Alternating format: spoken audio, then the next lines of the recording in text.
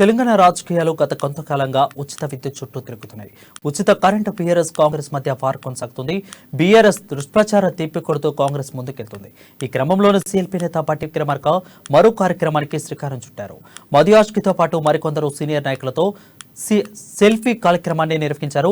అయితే 2004లో అధికారంలోకి వచ్చి రాకనే సీఎంగా ప్రమాణ స్వీకారం చేసిన వెంటనే రాజశేఖర్ రెడ్డి ఉచిత విద్యుత్ ఫైల్ పై సంతకం చేశారు.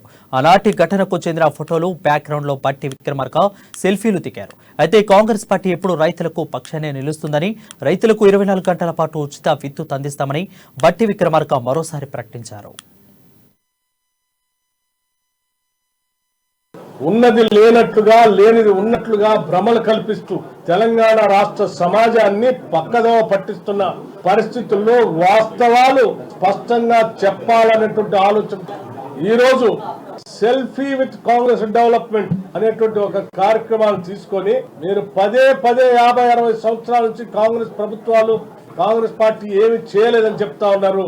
మేము ఏం చేశామో ప్రతి అభివృద్ధికి సంబంధించిన ప్రతి ప్రాజెక్ట్ కూడా సెల్ఫీ విత్ కాంగ్రెస్ డెవలప్మెంట్ అనేటువంటి ఒక కార్యక్రమాన్ని తీసుకొని ఆ ప్రాజెక్టు సంబంధించిన వివరాలన్నీ కూడా స్పష్టంగా ఎప్పుడు కట్టారు, ఎప్పుడు మొదలు పెట్టారు, ఎంత ఖర్చు అయింది, ఎంత పెద్ద ఎత్తున ఈ సమాజ అభివృద్ధికి ఉపయోగపడుతుంది అనేటువంటి సమాచారంతో పెద్ద ఎత్తున కార్యక్రమాన్ని చేపట్టబోతా ఉన్నాం. అందులో భాగంగానే ఉచిత విద్యుత్తు మేమే ఇస్తున్నామని వారే మొదలు పెట్టినట్టుగా, వీరు వచ్చిన తర్వాతనే రాష్ట్రంలో కరెంట్ వచ్చినట్టుగా, వీరు వచ్చిన తర్వాతనే రాష్ట్రంలో ఉచిత కరెంట్ ఇస్తున్నట్టుగా పచ్చి అబద్ధాలు రాష్ట్ర సమాజాన్ని